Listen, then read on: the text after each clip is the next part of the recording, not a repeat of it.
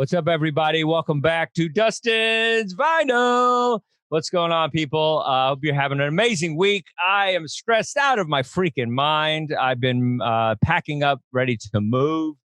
I don't know if anybody has moved lately, but that is one of the most stressful things in the world. You have too much stuff. You're like, I got to pack this. I got to do this. I got to throw away stuff.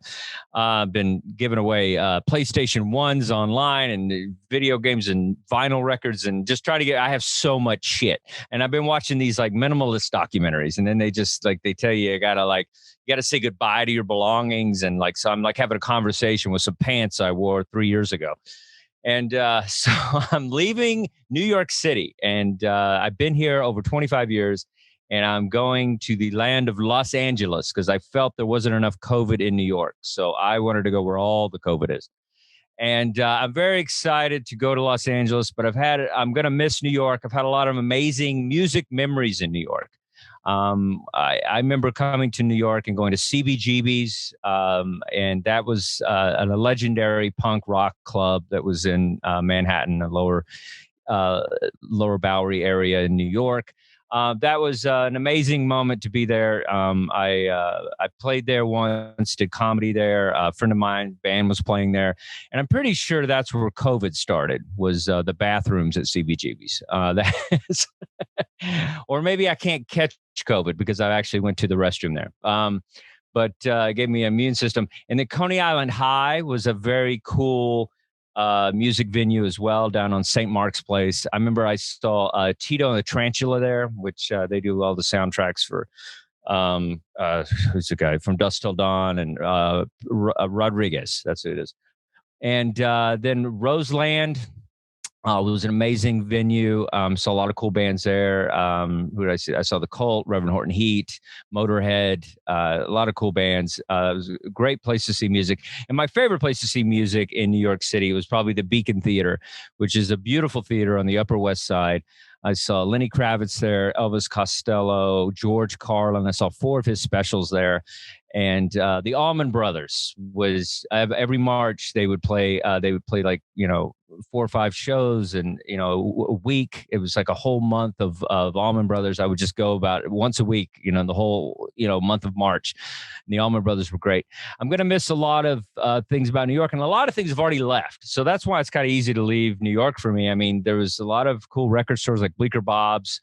I remember because my dorm room was in the West Village. I went to Parsons School of Design, and we were right there in the West Village. And so my campus was places like Bleecker Bob's. And then Village Music World on Bleecker Street is still there. My friend Jamal runs it. So if you want a good record store, go to a Village Music World on Bleecker. It's very cool. And ask for Jamal, say you're a friend of the show, and he'll give you a discount. I know it. But I'm excited to go to LA. I feel like all my life I've wanted to go to Los Angeles, and I'm very excited about, hopefully when COVID's over, places like the Viper Room, or places I've never been to. I've always wanted to go, and then maybe I can join, Johnny Depp's band or something. And the Rainbow Room, home that Lemmy from Motorhead built, and excited about that, and just excited to see the new music scene in LA and all the record stores I've never experienced. So if you guys are live in Los Angeles, hit me up. I need people to show me around. So I'm a New Yorker who's going to be pale and not know anything. So I'm living in West Hollywood, right over by the Magic Castle. So that's where I'll be.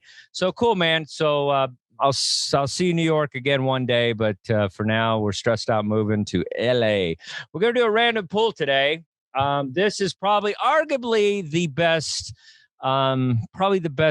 vinyl you could own. Like if you were to do like a top 5 of, you could only have 5 records to own on vinyl, this would be one of them. This is the one and only Pink Floyd Dark Side of the Moon. And it's an anniversary. March 1st released this album. March 1st. I think it's been 48 years. And this album still holds up. It's still a beautiful album. This is an original. And for some reason, I feel certain albums sound better than the re-releases. And this is I've heard a re-release, and then I've heard my original. And I think mine has a little better sound just because it was I don't know. And maybe I'm just imagining things. But this is a great album. Check it out. I don't think there's a bad song on here. And I remember a lot of us have moments and memories from this album. I remember being in 7th grade and my buddy's stoner, brother just like put headphones on me and he's like, you gotta listen to Dark Side of the Moon. And, and like, he's all high and like whatever. And it was just such an experience, hearing all the sound effects and, songs like Money and all these things. And it was just such a cool experience. And it's the one band, it's the number one selling vinyl to date. Like, it's always in the top 10. Like, people are still buying it on vinyl. Generation after generation after generation is getting into Dark Side of the Moon by Pink Floyd.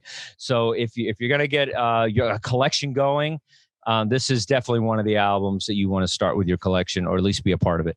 So very cool. Dark Side of the Moon. Good shit. Excited to start the show with my boys and talking some music today. So everybody, make big welcome for my crew. Jeffrey, Paul, Adam Holtz, everybody. What's up, guys? How are you? All right. Yeah. How's it going? I'm all right. Just stressed from moving, but I'm okay. I'm good. Well, know what, Dustin? We wish you nothing but luck in your move. It's bittersweet. We're gonna miss you like around, especially hanging around Greenwich and everything, and hanging out back in the green room and talking music and cracking jokes and stuff. That's gonna be sad. That's not gonna be the same. It's not gonna be the same. I mean, Steve Aarons, I think, is taking over, so that'll be, it'll be interesting for you guys. But you guys are exactly alike. So yeah. I'm not a close talker. Yeah. There's a lot we could say, but we're not gonna do it right now. You know what? Yeah, man, that's a fucking unbelievable album that you pulled out there. Dark Side of the Moon. Yeah. That changed music as much as Pet Sounds and Sgt. Pepper changed music. I mean, the way it's recorded, Alan Parsons, like you said, the different sound, the idea of being able to mix almost like a gospel type of a choir sound with like a heavy rock and then progressive rock and just blend all these things together, and it doesn't miss a beat. It still holds up. It's so phenomenal. There's a documentary. I don't know if you watch any of those Axis. It's on Axis. Yeah. It's so good. Yeah, they have a really good one. The making of. They do a lot of making of albums. That's one of the ones they cover. It's fantastic. It's very cool. In fact, one of our fans who watches this show, Pat Desario, brought that up to me this weekend. We have fans. Yes, our fans said that. Very exciting to me. Okay. Yeah. So I like fans. So like some people like only associate me with either this podcast or the other podcast that I do, and sometimes comedy. But Pat Desario is one of these people that associates me with Dustin's vinyl and talk. So every time she'll reach out to me, it always has to do with music. I just wanted to add something about the Bleecker Bobs. That was one of the really great New York gems, man. I have a great Bleecker Bob story. When I was in either high school or first year of college, I was dating this girl who was a little bit older than me, out of my league. She was like maybe a 9.7, and I was maybe a 0.3. And I took her out to the city, and we were having a good time. We went to Bleecker Bob's. But I said, I know this great record store. So we're there, and who do we wind up meeting and talking to? Billy Idol. Oh wow! At the height of Billy Idol. He was just in the store. And Rebel Yell's just coming out. Oh, that's phenomenal. It was so cool. It was so cool. Yeah. Did you guys end up having a white wedding or no? Sorry. No, she was a crazy Spanish girl who like, she was the type that would get me into fights at movie theaters. Oh, I've dated about 4 of those. Yeah. And they're not just Spanish, by the way. We want to make sure that people, Jeff, he's from Staten Island. Sometimes it slips. Yeah, it was a Staten Island thing. That's amazing, though. Yeah, that place is cool. Like I said, it was right by my dorm, and it was one of those places that you walked in and had the coolest posters on the wall, and it was just posters everywhere, like just Do you remember the bootlegs? Punk rock posters? So cool. The bootlegs were crazy. I don't even know. They had so many bootlegs, just everywhere. Of any band, just crazy stuff. It'd be just like Green Day's first bar mitzvah. Like they just had weird stuff. It's like, just how did you get all these bootlegs? I had that one. I had Did you? green waves. No, The bar mitzvah? Yeah, that's a good one. It's hard to find, but it's good. it was really But cool. Sometimes, did they sell tickets there at one point? I don't know. I think they may have sold tickets for like independent shows. Yeah. Oh, okay. But it was really cool. What was it like for you to do comedy at CBGB's? Holy shit. Yeah, it was. I did quite a few metal punk shows for people. I did Continental. I did that club a lot, and CBGB's. It was great. I spent most of the time just like, oh my god, I'm in CBGB's. You know, I'm where Iggy Pop stood. You know, like it was just a lot of that. But it was my friend's band. I don't know if you remember Rick. He used to work at Stan New York. He passed away a few years ago. Was that the drummer? Yeah. And so we, it was cool. It was just like, but sometimes punk crowds are good. You know, it's a lot of like, they're yelling and shit. It's really hard. I don't know how many music shows you've done, but I've done quite a few, and Bamboozle and stuff. And, you can't really do your comedy. You're just kind of yelling and hyping everything up. You're not going to go, so let me do my mom bit. Like you can't, you have to just give their energy back to them. So it's a lot of that. It's a lot of just kind of like getting them, hyped for the show. It is, yeah, it's blood money doing band gigs. I like when you do it and they don't know that comedy's coming. You go out and you do the comedy. They hate you. So you play with the guy in the first row, the way the people in the back can't see you. And you'll say stuff, like you'll be like, what? You love me? I'm the best guy. Oh, thank you. And it just gets them madder. Yeah, it's like, I did. I think I told a story. I did Bamboozle, and like we followed Rancid, and I was there with Peter Smigel, the guy that does the Triumph the Insult Dog. I think you know what I'm talking about. Just the video shorts used to on he's phenomenal. He's a genius. Mm-hmm. Like he wrote for Saturday Night Live. He did the animated things on SNL. Like he's just fantastic. Yeah. And it was just me and him. And I was like, during my drinking days, I think I probably was, a little messed up and wild. And I just remember just being with him after we followed Rancid. And then they told everybody to go to their merch booth. It was all free merch. They were giving away stuff. And so literally there was like one dude left for the comedy portion. Like everybody just left the tent, and we were standing there with this fucking genius, and we were just like no audience in this tent. And it was just really crazy. That's another bad thing about doing sometimes, like when you do it like in a tent. So you're doing comedy and people are standing up. Yeah. That's weird. Yeah. Here's the way I think it works. If you do like a stand-up show, like, and maybe the band plays at the end, I think that could work. Like if you have 4 or 5 comics and then maybe the whole rhythm of the show is comedy, then you have a band, it's fine. But if you have one comic in the band, everybody's there to see, it's normal. It's not going to work out usually. How about if you do a show like in a really big gym with like 2 comics go first and then the 50s band, a bunch of drunk people that don't want comedy and a Staten Island doo-wop band, and the average age is 84. Yeah. That's but you know what? I would take that gig right now because that's that's how bad the COVID is. But cool, man. So what do you got for us today, Bubbies? What do you got? Well, today we got The Cure, Disintegration. Adam and I were going to talk about this before, but we took your advice. We leave it for the show. Mm-hmm. This album comes out in May of 1989, and it really is at the height of The Cure's career. I think The Cure had like they had a bunch of big albums, but they are really ascending at this point. They had just come off of the album Kiss Me, Kiss Me, Kiss Me. Do you guys know that album? That's the one that has Why Can't I Be You and Just Like Heaven and Hot, Hot, Hot. They were like all huge singles. They were all remixes. So they were, it was just such a great album. And then you came out with this album. And Adam, I always asked you this. I was like, what did you think of it? Because this album, it makes you feel. And if you don't, it's not, you don't have a soul. Yeah. Listen, Robert Smith at the time is it's a changing part of his life. And I think it's important to know the history of the album, going into it, because he's turning 30 years old. He just got married, or he's getting married, and he's kind of like annoyed at the band. And Robert Smith is the songwriter in the Smith. I mean, other guys contribute, but he writes the lyrics. It's his band. There's no Cure without Robert Smith. And he goes away and he writes this deep, serious, dark album. And it bang, from the first track, the opening seconds of the album is Plain Song.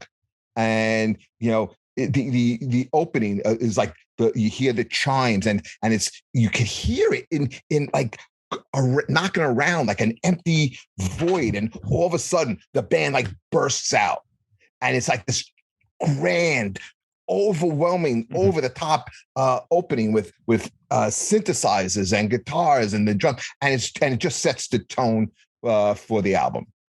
And the album only gets better from there. Probably the most famous song that people would know, or the most popular song, was probably Love Song, the fourth track off the album. Adele did an amazing cover of it. I've heard a couple of different takes on it. Very popular. I always thought it was kind of interesting that Robert Smith wrote this as a wedding present for his wife.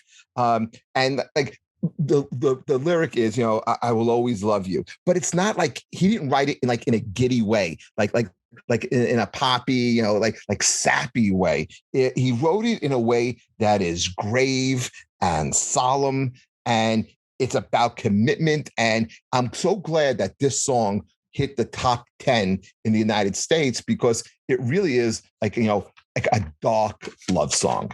So I love that. Another song that stood out on this album, I'm just going to kind of give highlights of this one, was Pictures of You. I don't, if that was the song that follows Plain Song. And it's what's great about it is because the music is kind of, I guess, poppy for this album, but written after a fire in his place. And while going through all the debris, he finds these pictures of his family and his wife. And it's a romantic, uplifting song. The two songs that I love, absolutely love, Desert Island. If I have to only bring two songs, it's these songs. I love Fascination Street, which has maybe one of the best bass intros of any song. Think of it along the line of Alice in Chains' Wood, of bass intro songs. This one is just off the hook. It's a song. It's actually a song about hanging out on Bourbon Street in New Orleans, but again, it's seething and comes across in a morose kind of way. It's it's a song that really like hits the gut. And what I like about it is the steady pulse of the bass. Like that that whole through the whole song, it never varies, and it's great. And it's again, Robertson. It's a big intro leading up to the song, kind of in the way like The Kiss was on "Kiss Me, Kiss Me, Kiss Me." My favorite song on this album is the super dark "Prayers for Rain." Prayers for Rain is just a song written with so much pain in his voice. And listen, man, songs are like art. They're open for interpretation. And I think that this song... They are art, man. Come on. Yeah. It's not like art. They are art. Yeah, okay, right. So it's yeah. I'm thinking like a picture. Like you look at a picture and me and you could be looking at something and you see one thing and I see something else, and it doesn't mean that you're right, I'm right. Yeah, music's like that too. It's very objective. Exactly. I can't get into this album. I tried several times. I don't like this album at all. I felt it's so depressing. At one point, I thought I thought I was going to be a cutter. You know what I mean? I thought I was going to.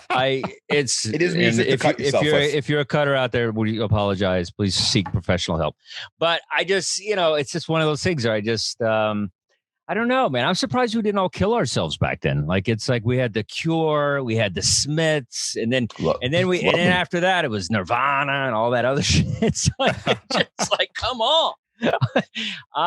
It's very good music. I feel this album is you can lose yourself in this album. I think I agree with you 100%. Like it has depth. It has kind of this, it's real, like this kind of haunting gothic stuff that's never been done before. And Robert Smith is a very underrated guitar player. He is, and they're great band. I've seen them live a few times. They were great. I like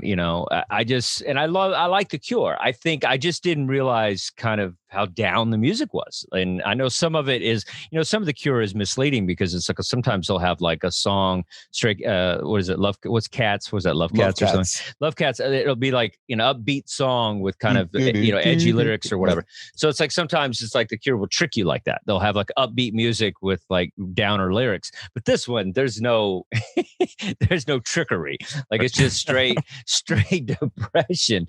And it's, I think it's like I aged out on this music, and I'm okay saying that. I've aged out on a lot of music. If you see some of the music that I used to listen to when I was a kid, and The Cure was a big part of that experience of finding new music. And I remember this album was in there. Not my favorite of the Cure albums, but it's good. It's just, I think Pictures of You is a great song. I think it's that's definitely a favorite, I guess. But yeah, it's a hard album for me. Like I just felt like it's just not something. I remember I was trying to clean and stuff with it on, and I was like, dude, I can't. It doesn't. We were talking about Iron Maiden, how you could just get shit done when Iron Maiden's on. You know what I mean? It's like it's the opposite with The Cure. It's like should I call my mom right now and apologize? Like you're just like there's just different emotions that happen with this music, and I guess that's what music does. It's supposed to. It is. Well, driving at night. Yeah, it's through the rain and or be high. Oh, perfect. I think this song needs drugs. I really do. This album needs drugs. Yeah. Like this album was perfect with the right kind of drug combination. I think it works. But I'm a sober guy. It's not good with coffee. I'll tell you that.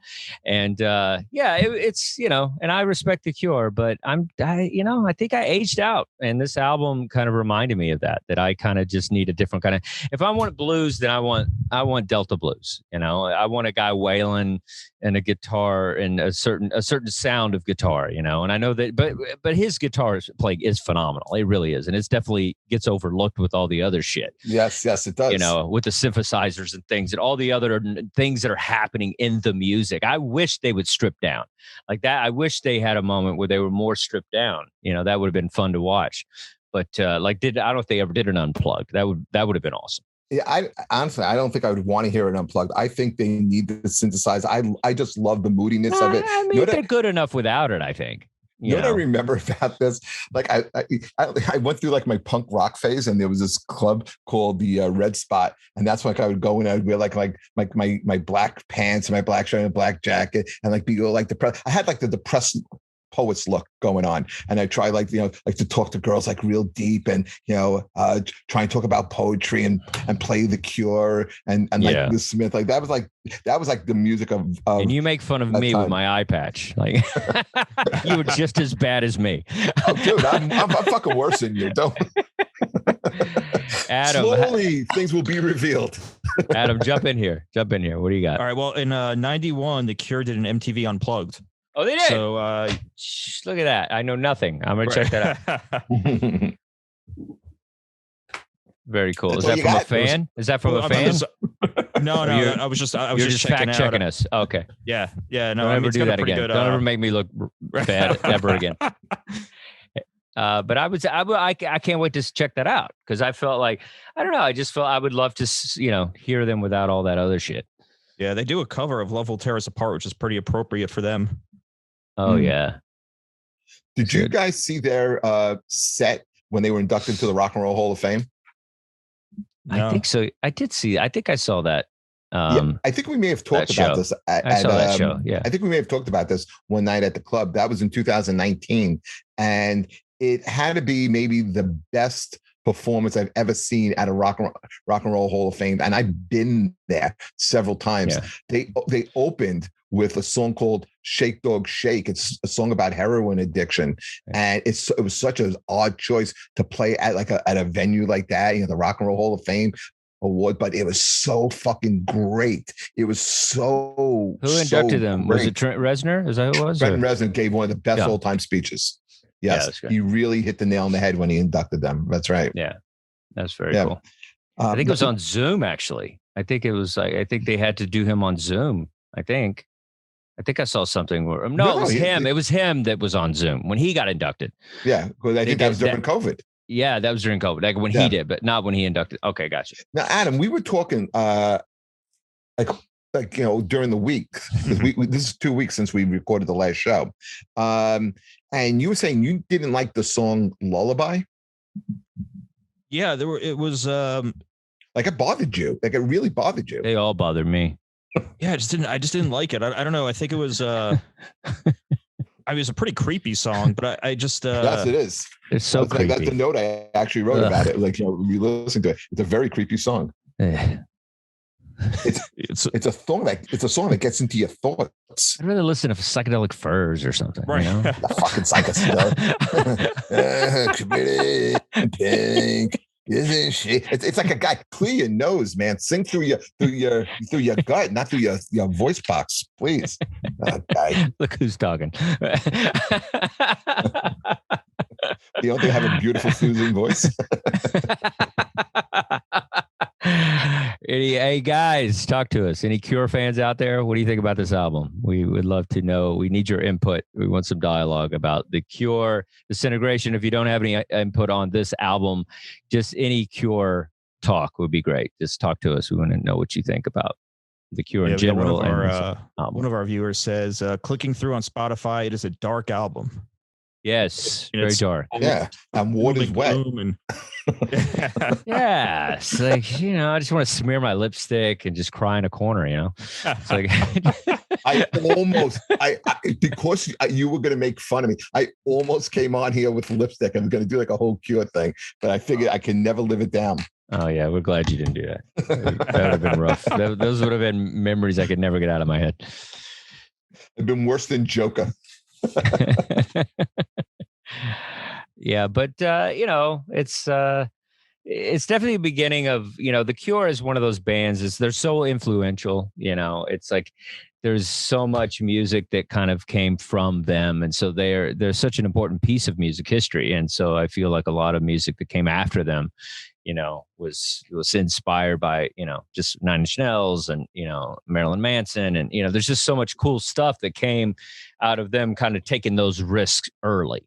And like they were doing stuff when nobody, was really kind of doing that kind of music. But I mean, The Cure was one of those bands too that you could, it's like it was a very kind of like, like a small group of people when, because, Jeff and I are old men. So when The Cure came out, it was like, they weren't popular, as like a Bon Jovi type. So it was like one of those bands that, you kind of made a connection with people, you was just like, oh, The Cure.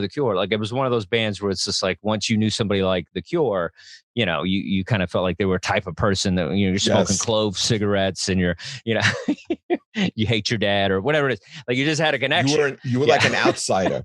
Yeah. It had like this kind of, I guess, a gothic outlaw or whatever it was. It was like it was kind of a connection that you could have with other people that maybe were a little bit of a misfit like yourself. But also, Dustin, the early Cure songs like Boys Don't Cry, In Between Days, they were, more like almost acoustic influenced, more stripped down. It got heavier since, with starting with Kiss Me, Kiss Me, Kiss Me.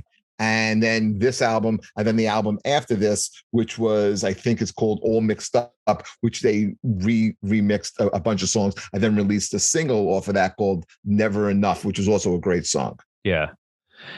Yeah, no, they're great. Did you see them live? You saw them live a few times? I've seen them several times live. Yeah. Nice. Where did you see them? Like what were they like in, like what tours? Do you remember? Yeah, I saw them on the Kiss Me, Kiss Me tour, Madison Square Garden. I had 17th row, dead center on the aisle. Perfect for that. Great. I saw them on this tour playing Giants Stadium. I don't know I forgot who the opening acts were on that. Didn't make a difference. But I mean, they just stood out. They were great. Yeah, I love this band. I mean, I absolutely love this band. See, I think you're right. Like when someone you knew said they liked The Cure or the Smiths, yeah, they were different than a person who said, hey, I like Floyd or Led Zeppelin. It was a different type of person. It was an alt person at the time, remember? Yeah, absolutely. And then at some point they were just going to cry in the middle of a conversation just because they were that depressed, like. You wouldn't say these guys are emo, would you?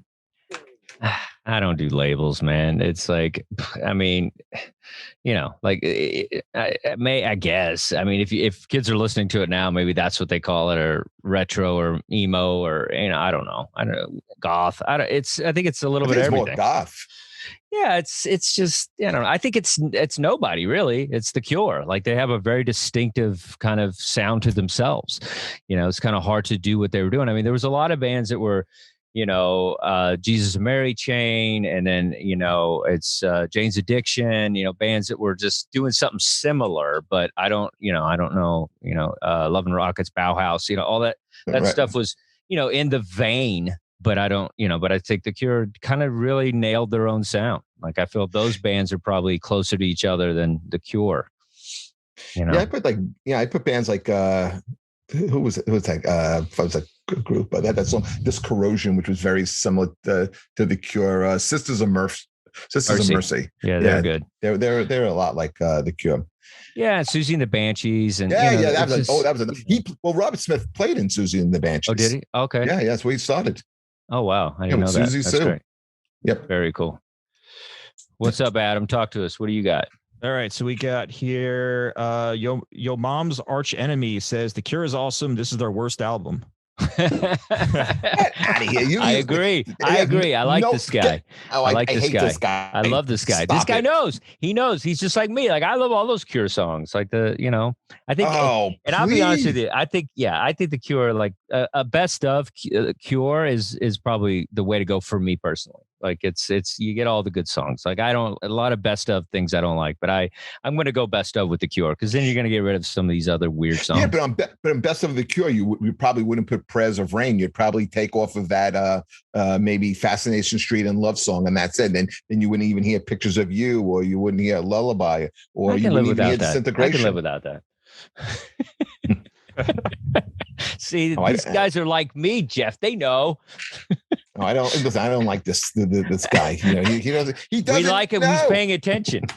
He's watching the show. You can't hate on our fans. Watch. Yeah, then it'll just be me and you. Is that what you want? Now, if we're gonna get that guy saying how is this the worst album? I think it's the worst album too. I agree. Back at him. I agree. I think it's the worst album. It's just, I couldn't get through it. What? And I'm a music guy, and I'm a Cure guy, and I couldn't get through it. I'm a Cure guy. I hate Friday I'm in Love. I think That's is a great song. Get the fuck out of here. I'm in love with you. No, it's not. It's a good song. It's like the Partridge Family song. wore makeup. That's what it would be. Partridge Family. I'm not hating on them, so you can say whatever you want. How am I hating on them? That's not fun hating music. on them. I love fun music. It's good stuff. Let's get happy, Dustin. That's a good song too. Why do you? Not everything has to be freaking depressing, man. Did you wake up in love this morning? Is that what you did? Yeah. I go deep into the Partridge Family catalog. Love cats. Anything else? Or are we just gonna make fun of each other? So Yo Mom's arch enemy says, "I like The Cure when they are having fun, not the album they wrote on their period." I love this guy. This is my guy. This is my spirit animal, arch enemy. He knows. This guy, he doesn't know. He does know. He gets it. Yeah, exactly. Like I said, I was so depressed. I couldn't do anything when I was listening to this. I was like Home Depot trying to buy boxes. Like it was, I just wanted to cry in like aisle 4. It was horrible. Yeah. So on the greatest hits, they have Love Song, Just Like Heaven, and Lullaby from this album. Okay. Well, Just Like Heaven's not from this album. Or just Lullaby. Pictures of You. Pictures of You. You know what? Pictures of You is not even on it. It's only Lullaby and Love Song. Okay, that's enough from this album. Pictures of You is a good song, but you don't need it. Fascination Street's not on it. No. Wow, because that was the I think that was the first single. All right. Well, I'm cured out. So we love The Cure. Jeff loves this album. Love it. Me and arch enemy, we're on the fence that this is one of the worst. He is my arch enemy now. He's my bestie. I love this guy. I'm gonna send you some merch. I'm gonna send you some merch. We're gonna have merch soon. I'm gonna send you some stuff. We got Big Dollar Dave asking, The Cure is still making albums. Yeah, they haven't released anything in quite a while. Yeah, they're still touring. Well, before COVID, I think. They were. Yeah, you're right. Yeah. You're right. All right. So what's the featured album, Adam? What's the part 2 featured album today? All right, we're going with something a bit different. This is based on the big news from last week that Daft Punk has broken up after 28 years. So we're going through Daft Punk's 2013 and actually their last album now, Random Access Memories, which is a kind of a disco funk retro futuristic concept album. Yeah, keep going. You're good. I'm just trying to find something for Jay. No, I was just wondering, was this the first time you guys have listened to Daft Punk? Yes, for me, yes. How about you, Jeff? I've heard them before. It was the first time I sat and listened through a whole album of Daft Punk. I can confidently say is the last time I will ever listen to a full album of Daft Punk. Okay. I was just trying I hated this album guys. more than I hate that other. This is a great album. I mean, this is and you know what? It actually connects back to Dark Side of the Moon because that was one of the albums that influenced them in creating Random Access Memories. Absolutely. Just because it influenced them didn't mean they did it well. Oh no! See, you're just lashing out over all us not liking that Cure album. No. Dustin, he wanted to talk about this before we even got on, and I said save it for the podcast. I can't begin. Adam, all fucking week. All week, I wanted to strangle you. You are on my list right now of people I like the least. Because I had to listen to this out, and I listened to it a couple of times because maybe I'm missing something. I can't believe how shitty this album is. Oh, it's not shitty. Don't say that. These guys are very talented musicians. No, it's not. You could have sang on it. You could have sang on this album, Dustin. You could have sang on it. It's all auto-tune. You took Julian. Not all auto-tuned. Pharrell is not auto-tuned. That's the best song on the album. But you took Julian Casablancas, okay, the singer of the Strokes, okay, and he's a great singer, and you auto-tuned the shit out of it on Instant Crush. That I was furious. I was at the gym today, listening to this again, and I couldn't take it. I couldn't. My heart was beating. I was so angry listening to. There's a song, the second to last song. Oh, here it is. Doing It Right with Panda Bear, whoever the fuck Panda Bear is. Animal Collective. Okay. I wrote in Tell big him, Adam. You still have some youth left. Tell him what's up. I hated it. This is the worst. It is so awful. Motherboard. What the fuck? This is absolute computer nerd rock. This makes Kraftwerk look cool. This is the one you told me about because Adam had to fill my head with notions of how great this was. You got to listen to Touch with Paul Williams. It was garbage. This is so bad. The only one I like is Get Lucky with Pharrell. And then there was the one 9 minutes of bullshit, the Giorgio Moroder song that they just kind of, it was like what's from that movie with when he was smuggling drugs out of Turkey. I'd rather been in a Turkish prison camp than listen to this fucking song again. Midnight Express. I listened to it on Monday and Tuesday.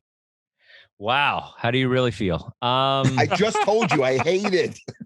I loved this album. I thought it was phenomenal. He hates the Cure. I thought it was phenomenal. I really did. I really did. I'm not making it up. I'm not trying to disagree with you. I thought it was cool, man. I thought it was, first of all, get off your porch. It's like, stop. Sometimes you have to adapt to different kinds of music. And this is one of those things where it's not something I didn't know much about them. Because when I think of Daft Punk, I think of dropping Molly and you're at a rave and it's just all electronic music. I didn't realize, that there were even vocals in it. I thought it was a lot of just instrumental stuff. So, and I've actually been to some shows where, there was instrumental kind of rave stuff and it wasn't so bad. But this I felt was they're real musicians using more modern equipment. And so, but they have a sense of music. You can't say these guys aren't good music producers to produce what they did and they made gazillions of dollars and people. I mean, it was no accounting for taste. But the thing is these shows, people, I mean, it was like Rolling Stones numbers and their audiences. So it's not so obviously they're doing something that's connecting to people that like this music. I mean, just arenas, crazy packed out arenas with, I mean, and you know, I just thought it's just interesting. In the music. United States? Yes. Yeah. Yes. Tell them, Adam. Yes. they sold out everywhere, man. They were fucking huge. And the last time they toured was, I think, 2007, and people still talk about it as one of the greatest tours ever. Yes, they're There's huge, no way this could have man. been one of the greatest tours ever. Yes, they're huge. I mean, people, for them it is. Those people probably don't like the music you like. So it's, you know, it's fair that, and I'm fine with you not liking this band. I just think it's like, I'm just trying to adapt and figure it out. And first of all, I thought it was very hooky. Like I felt like, you know, felt kind of disco-y, which I like. You know, it was easy to kind of like groove to. And it was upbeat. I mean, especially after the freaking Disintegration, you know, it was nice to have a little light on you. so you could just I was like dancing around, go, oh, this is way better. I like the way this feels. I didn't want to take a bottle full of pills, but I just enjoyed it. I don't think it's something that's, you know, I do want to seek out their stuff. There's got to be something to be said about a band's last album was what, 2013. This is the last one, right? Mm-hmm. Yeah. And they just broke up, and it's a big deal. Like, I didn't know you could do that. I didn't know you could break up 8 years later or whatever. But it's just, I think it's just interesting music. It's definitely fun. Is anybody out there Daft Punk fans? I'm sure you're gamers. So Tron, they did the soundtrack to Tron, which is fucking cool. So I think you should seek out a little more of their stuff, but you know, I think they're cool. I liked it. They're the opposite of cool. The only I could see that song like Contact, you know, had like a lot. Dude, what's cool to you? Mullets and Camaros? I mean, there's different versions of cool, dude. Why does mullets have to be brought up every week on this show? I've never brought up a mullet. The mullet. We go back to the tape. The mullet has been brought up before. I wish I had a mullet. I just think that, no, but I'm just saying, and I love your fucking taste in music, and I love your taste in style, and I love whatever. But that's what's great about cool, man. A guy in France, his cool is totally different than a guy in Germany, which they're from Germany, right? And then a guy in Minnesota, whatever. It's like, you know what I mean? It's open. It's different. Like Prince is, when Prince came out, nobody was ready for that. And it was it was a different kind of energy. And I think these guys, the fact that what they did is amazing. You know what I would compare them to? I would compare them to Kiss. The fact that they disguised listen to me, not the music, but their branding. They disguised who they were. They wore these helmets. They were just a lot of the music was geared towards younger people. Like, I don't know. I think it's similar in the way that they kind of they strategize their music. Aren't they more like that mouse? And you guys know that there's what's his name? Mouse? Something Mouse? Mighty Mouse? Mighty Mouse? What are you talking about? The Danger Mouse? Danger Mouse. Somebody in their 20s. Please get in here. Isn't he aren't they like Danger Mouse? Dead Mouse. Dead Mouse. Dead Mouse. You wear a mouse helmet on. We need you. Yeah. Twitchers, we need someone. Jump in here. Daft Punk, what do you got? Big Dollar Dave says, great breakdown. It's not Mozart, but it's cool. Also says that he went on a Daft Punk binge this week, and Tron Legacy soundtrack, just wow. Yeah, it's cool. You know why I like them? Because I'm a big fan of Vangelis, the composer of Blade Runner. Oh, sure, yeah. And Chariots of Fire. Chariots of Fire. It reminded me a little bit of that kind of weird synthesizer stuff. And I also love John Carpenter's music scores, Escape from New York and stuff. It just kind of had a little bit of that sound. So I'm kind of into synthesizer stuff that's kind of, out there. And so, I just enjoyed it. I just, it doesn't move me. This isn't a band that I'm going to just freaking, embrace the songs like, certain bands. But this is, I just thought it was just something that I'm glad I listened to it because I feel like I like to broaden my horizons with music, and I thought it was cool. It was different. I was, I'm into it. I would check out another album for sure. Is there another album that's good? Yeah, there's well, they have this. They only had 4 studio albums, and then they had the Tron soundtrack. But Discovery was another big one. Discovery. Okay. Was Blue one of their songs? Was no, that Eiffel 66? Eiffel, yeah. Yeah. That's all the same. Oh God. Hey man, they can't all be Motley. They can't all be Motley Crue, bro. You're like, doesn't like the cool young kid. He's like with the hip guys. I'm an old hipster. Of course, I like this shit. Like I still want to be the old guy that hangs out, with the kids. But yeah, I'll be the guys hanging out at the high school. But I don't know. I thought it was interesting. Here's the thing with me. I get so bored. I even get bored with good music. It's like, I feel like, we've talked a little bit about certain bands. You hear them all the time. And it's like, like the Beatles, even like bands like that, or Led Zeppelin. It's like, you've heard all the songs and they're amazing, but it's like, it's just nice to hear something that's different. It's not, it's just a different sound. You guys have brought new bands and different to the show. Not really. The ones you like are the ones you like sound like other bands. The Struts sounds like 4 other bands. Like these guys don't sound like anybody else. And so it's an interesting element for me. They to me, they sound like the Pet Shop Boys. They sound like all those like the next band we're gonna do. I think Pet Shop Boys is a little higher grade. I wouldn't, I don't think they were doing that. I love Pet Shop Boys. I thought Pet Shop Boys are great. I don't think they were trying to do that. I think it's a different kind of thing they're doing. Dustin, can you and I go to a Pet Shop Boys concert and hang out? Only if we're holding hands. That would be the only way that would work. Picture me and Dustin wearing like one of his cowboy hats. I have a mullet. No more cowboys. I got rid of all of them. You'd have to wear one of these styling hats. Yeah, what do you call that hat? This is I only wear Stetsons. That's the only hats I wear, and this is the open road style. It's called the open road Stetson. It's the only hat I wear. It's I have like 10 of them, but they're all the same style. I don't know. I just love the way I love the way it looks. It's a cool hat, but you're wearing your Stetson. I'm going in with my mullet and my Motley Crue vest, and people are just gonna think we're roadies or we're security or we're somebody's dad. That's all they're gonna think. or knocks, two fucking knocks at the show. Just cruising for dudes. And we're very pro dudes and whatever you're into on the show. Cruising dudes, yes. I love disclaimering everything I say. You do. You don't have to qualify everything. Adam? So, anything else on this album, or anything anybody want to add? I was wondering, what's your favorite song on this album?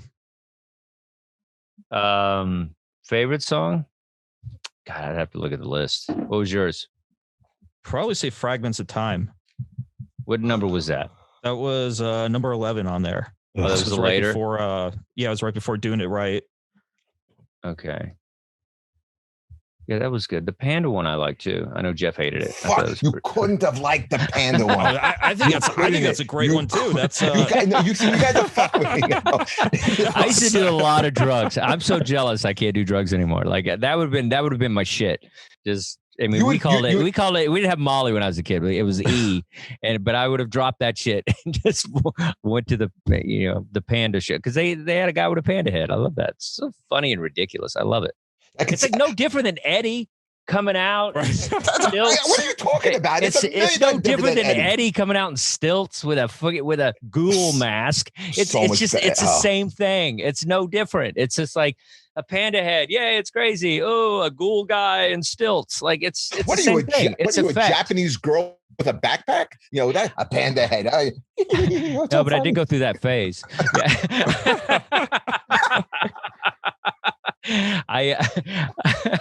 Well, that's another show. But you know what I mean? I don't know. I could step back a little bit. You don't step back as much, Jeff. And you're who you are, and I appreciate and love you for it. But I could step back and be like, yeah, it's not my thing, but I can get into it. I can get into it. So anyway, that's what it is. It's like, It's just that's the best part about music. You said it first. It's like not people can have their own connection to it. Their own interpretation. And so I wouldn't say this band is shitty. I would say it's not the genre that you listen to. It's like, I don't think that Disintegration album by The Cure is shitty. I'm shocked that you I don't think it's like shitty, that. but I don't think it's for me. That's the only thing I would say about it is it's just not for me. I think there's Lullaby's great or whatever, Pictures of You is great. There's great songs on it. It's just not for me. Do you like Marilyn Manson? Yeah, I love Marilyn Manson actually a lot. Yeah. I would. That's yeah. I mean, now I don't know if you're allowed to say you still like him, but yeah, I think he's great. Musically, you can. We're not going to hang out with Marilyn Manson anytime soon. I would. That's a party. I would love to hang out with him at a Daft Punk. That would be the ideal situation. All right, Adam, what's coming out new? What do you got? Let's see. We got Black Sabbath, Mob Rules, double LP coming out. There you go, Jeff. That's your jam. Listen to fools, Mob Rules. We got You want to hear something? You know what my high school quote was? Talk about being a mega douche in high school. Okay, like you had to put something in the yearbook. I took it from a Black Sabbath album, the one with Dio, Heaven and Hell. I wrote, and this was deep, Jeff. I wrote, "The world is full of kings and queens that blind your eyes and steal your dreams." That's how fucking deep I go. Wow. Adam's laughing at me. How embarrassing is that? The funny thing is the kids on here don't even know what a yearbook is. That's how old we are. They're like, what is a yearbook? They could have yearbooks still in high school. Think so? People do yearbooks? I don't think so. I think they do they have a web page everybody goes to. How can you save a web page? No, man. You hold on to a yearbook. You put it in. I had one that was really bad. It would say, remember Grant, remember Lee, the fuck with them, remember me. I remember 7 dudes wrote that in my page. that was the running one. All right, Adam, keep going. All right, so Big Dollar Dave's got a couple for Jeff here. It says Jeffrey loves Kiss, I can tell. I love Kiss. Are you kidding me? Top 10 bands. I love these guys. What else did he say? Jeffrey seems like Will Ferrell's character in Old School. Nice. He totally is. He totally. Absolutely.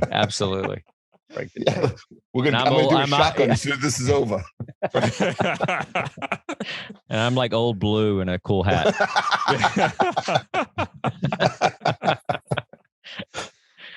All right, anything else? What was the other? Jeff, what was the one we were talking about before? Paul Stanley. Speaking of Kiss, yeah, Paul Stanley coming out, but he's doing a bunch of covers of things like "Ooh Child" and a couple of other songs you would never associate with Paul Stanley. And he actually. I guess I don't know if he takes Dustin's advice, Paul Stanley does, but he's doing what Dustin was just talking about. He plays hard rock in his main band, and in his side project, he explores the Motown soul sound of music. He has horns in the band. It's great. Yeah, that doesn't always work out, but I'd be curious to hear the album. But yeah, I think sometimes I think we were talking one time about that. Twisted Sister tried to do that, and it just it went flat. It was Come Out to Play, Leader of the Pack, or worst cover of a song ever made. It's even Robert Plant was doing a little bit of that. Honey Drippers. Yeah, so that's good though. Yeah, I would rather hear Zeppelin, but it was it was of its time. It's that music, people were doing kind of weird stuff like that. It was a little I don't know, cheesier, I guess. But take a risk, guys. I'm all about taking a risk. I did a Zoom album this year. I don't know if you ever heard about it. I mean, I didn't talk about it at all, but I took risks. You got to take risks. Oh, speaking of the Zoom album, did you get the vinyl yet of it? I did not. It's coming. It takes a while. It takes 8 weeks to press that shit.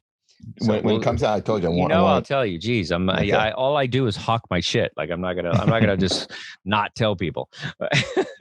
No, listen. We're building actually a studio downstairs in my house, and I want the Zoom album. I want it autographed. Nice. And I want to put it on the wall of fame. All right.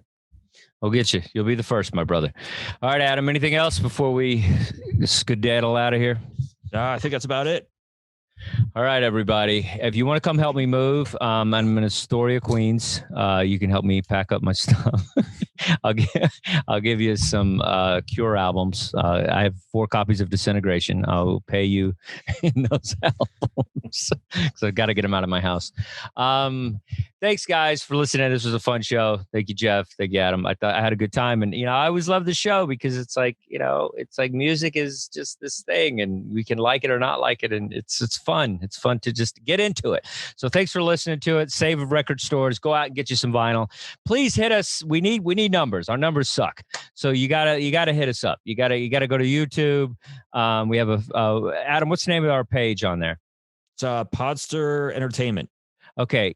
I know you listened to the show just now, but just go over there and like some of the shows on there. Jeffrey has a great show on there as well. Who's Your Band? And just give us the numbers. We really appreciate it. And, if you want us to cover an album, hit our Facebook page. We have Dustin's Vinyl on Facebook, and I'm trying to build the Instagram page of it. It's so hard to do everything, but yeah, to follow us, and thank you for listening and watching the show, and keep listening to Vinyl Kids. We'll see you out there.